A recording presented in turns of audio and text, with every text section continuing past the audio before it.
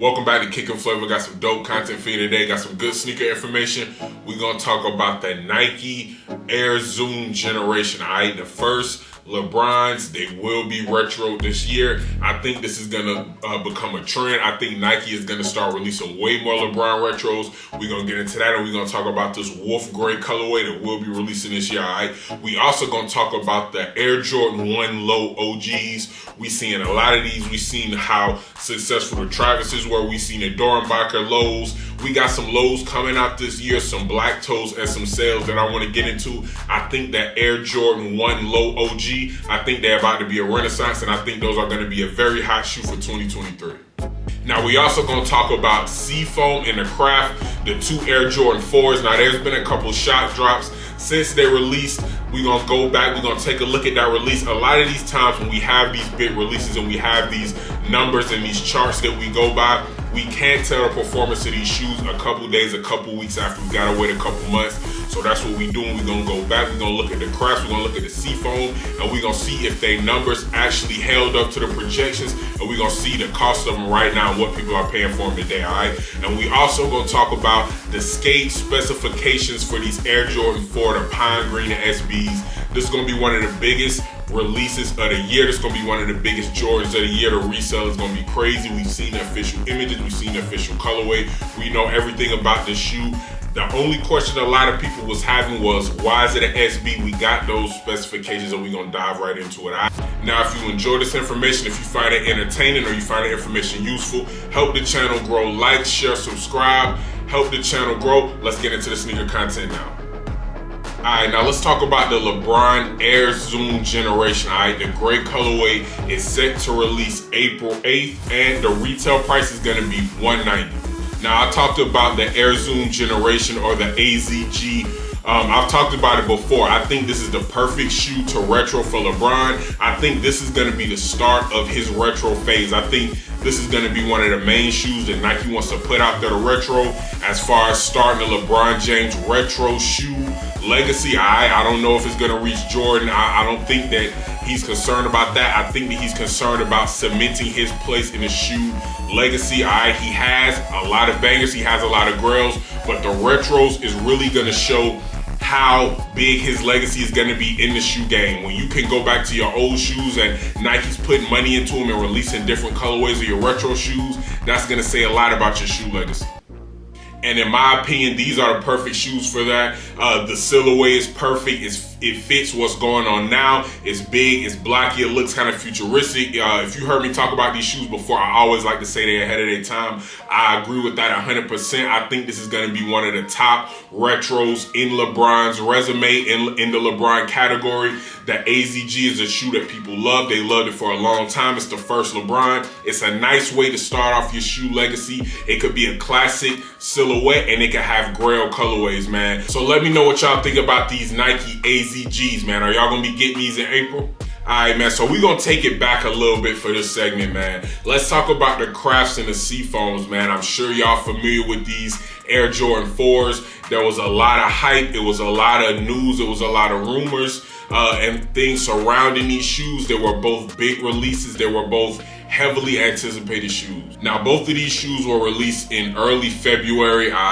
It was so much talk about the stock numbers. We were hearing so many different things, and we didn't know the truth until it was time for the release. Now, the initial numbers that we got, it was about 150,000 Craft projected and 115,000 SEAFOAM projected. Now, as it got closer to the release date, that number became increasingly more. Now we got shot drops since then. We've seen a couple of other releases since the initial release of the shoe, and it has been rumored that there will be over 1 million made, okay? So Craft and SEAFOAM, both of those colorways put together, it's over 1 million in production, and there'll be over 1 million of those shoes available for people all around the world. Now, let me know what y'all think about that number. If y'all got the Crafts, if y'all got the SEAFOAMs, let me know. Get in the comments. Let me know y'all experience. Do y'all know anybody who got these shoes? Have y'all heard any horror stories about them? Any defects? Let me know, because what we're seeing now with the Reimagined 3s, which we're going to get to later, we're just waiting to see if it's happening with any other of these huge, massive releases. Now I'm gonna put up some Flight Club numbers on the screen. Let y'all check out the resale value. The SEAFOAMs are gonna be anywhere from $230 to $290 resale. The Crafts anywhere from $250 to $300. So those resale values, they tell you a lot about how hard the shoe is to get. It tells you a lot about the inventory of the shoe. And so far, I think Nike is living up to the talk, man. I feel like they were prepared for both of these releases. They handled them very well. It's still a lot of shoes available, and the resale value on these shoes aren't astronomically high. So that's a W for Nike, and we appreciate when they put effort into these drops. And when shoes are released like this, and it's just enough pair for people, and that shot drops later down the road, people can double back and get them if they didn't get them within the first release. I think that benefits the shoe company. Me, myself, I'm thinking about maybe possibly getting some Crafts. If I can still get them for retail, I'm going to be looking out for the shot drops now. I'm going to be looking out for exclusive access and things like that to see if I can get this shoe for retail price, even though I didn't get it at its initial drop. But all in all, I feel like the sneaker community was on this drop. We pretty much predicted what was going to happen. We pretty much predicted how tough these shoes would be to get. Of course, it's going to be different. Reminding y'all, the SEAFOAMs art was a women's release. The Crafts was a general release. So the numbers with the Crafts is going to be a little bit bigger. But all in all, this was a good release for both shoes. I'm going to keep my eyes on these two releases. It's going to say a lot about how the fours perform. Remember, y'all, we got the SB Pine fours coming up. We got the Thunder fours coming up.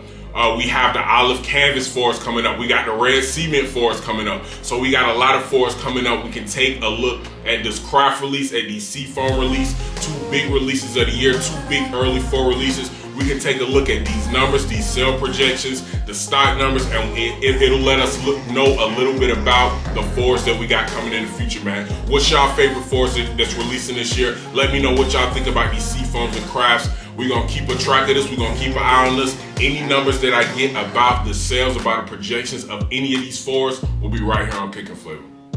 Okay, now let's get into this Jordan low OGs, man. The Jordan 1 low OGs. It's been a lot of dope colorways. The Jordan 1 in general has had a crazy revival. People loving the ones again. It's good to see, man. When they making a lot of dope ones, it's just a good feeling because it's such a classic shoe, such a classic silhouette, great colorways. But the Air Jordan 1 Low OG, it's a lot of hype around the two colorways that we're about to talk about right now. Now we got the black toe and the sail colorway. Both of these are both highly anticipated shoes, highly anticipated releases for the OG 1 Lows. Now, the retail for the sail, they'll be available September 8th. The retail is $140. The black toe will be available July 28th. They retail at $140 as well. Now, it's a wave for these low OG ones, man. The Travises kind of popped it off, the Phantoms, the reverse mochas. We got the Olives dropping later this year. We can't forget about the Dorenbacher low OG ones, the Zion, the Voodoo joints, the Year of the Rabbits. It's a lot of different colorways. The Chinese New Year. It's a lot of different colorways in these Air Jordan low ones. And it's kind of like they crept up on us, man. It was a time not many people were feeling the shoe. These resale prices that we see with these low ones as of late have been high compared to the past. These didn't really have a big resale ticket. People weren't really excited about these shoes. It wasn't lines to get these shoes. It wasn't raffles and things like that. Now, once the Travises came, like I said, the Phantoms, we know about the mochas, the reverse mochas. Like I said, later this year, we're going to have the Olives. Once the Travises came, other colorways start coming and these shoes start popping. All the shoes that I named, they have a high resale value. Everything from the Year of the Rabbits to the Dorenbachers to the Zions, they all have high resale value. I don't think the sail or the black toe will far much away from those. They'll have a high resale value as well. Both of these are dope colorways, man. That sail colorway is super clean. That's a super versatile shoe. You could dress that up or down. And the black toes, y'all know how I feel about black toes. Jordan black toe colorways always hit. This won't be any different. This is a classic colorway, a classic silhouette. That one low, I think the time for it is now. I think 2023 is going to be the year of the low. 2024, it's gonna continue it. But let me know what y'all think about these Air Jordan 1 Low OGs. Now let's get to these Pine Green SBs, man. There's been a lot of talk about these shoes. The anticipation is crazy. One of the best fours of the year. I'm not gonna say it's the best. I still think we got a lot to go. We got a long way to go, and we have a lot more classic four to talk about. But a question that I was getting was, what makes this shoe different from a regular Air Jordan 4? Now we do know this is an SB4, so it's engineered and built for skateboarding, but what makes it different from a regular 4? Now Nike has come out and confirmed this. A lot of the things that I'm about to go over, they spoke about it in a couple conferences, and it's been a lot of new and emerging news about this shoe. But I want to give a shout out to Z Sneakerheads, just a great Instagram page. He does mock-up, he does sneaker news. Go check out his IG. He's just good at what he does. He got a lot of great information, and he pretty much broke it down. He broke down the individual reasons, the individual specifications that make this Pine Green 4 a skateboarding shoe. Now I'm gonna throw up a picture, some images of these specifications while I talk about it and explain to a little bit about what each individual thing does. Now, the first thing that we're gonna talk about is the deconstructed upper that breaks in easily, is softer and more flexible for long-term skate sessions. All right, so the shoe is made for skating. It's made for heavy-duty skating. Just grinding, a lot of contact, a lot of banging, jumping, bending, all of that stuff is gonna happen. So the shoe is rubber in a lot of places that the prior shoes were plastic. So it keeps that same aesthetic, and also it's more flexible with the rubber constructed parts. Okay, now we also have extra cushioning on the heel, and we have a softer tongue, a softer, more bendable tongue, so when your shin and when your ankle is getting in contact with that tongue, it won't be so stiff, it won't scratch your ankle. It'll kind of bend and give way when you're maneuvering on the skateboard and doing tricks. Now there's a streamlined 4-foot interior for a better feel on the board, all right? So I'm guessing that's where the toe box is. It's not as thick right there. So when you're on the board, you can control the board better. You have more control on the front of the board with the 4-foot.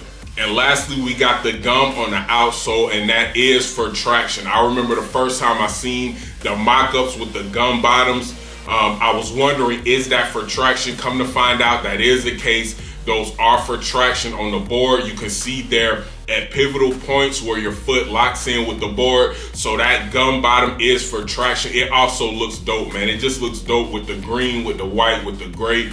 This is one of the best shoes I think that's gonna come out this year as far as the specifications, as far as what it's meant for. When we see a great basketball shoe, that's easier to relate to because most people play basketball. Most people, casually play basketball. I don't know many casual skateboarders. So it's harder to gauge this shoe if it's actually built for skateboarding. We're gonna have to wait until, a lot of skateboarders are getting the shoe and they're available to review the shoe. But just from looking, it looks on point. The technology looks great. I know I'm not a skateboarder. I've never skateboarded before, but just from the eye test, it looks great.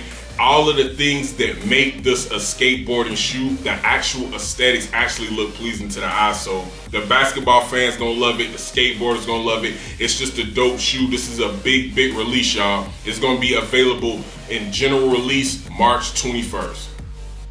A lot of dope shoes, a lot of heat in today's episode. Y'all let me know which one is y'all's favorite. What are y'all most excited about? Let me know. Put it in the comments. Now, if you enjoyed the information, if you enjoyed this content, if you like it or you think it's entertaining, help the channel grow. Like, share, subscribe. I enjoy bringing y'all sneaker news, sneaker updates. It will be new content every week. Thank you for watching Cake and Flavor. Thank you for supporting the channel. I'm going to see y'all on the next episode. Peace.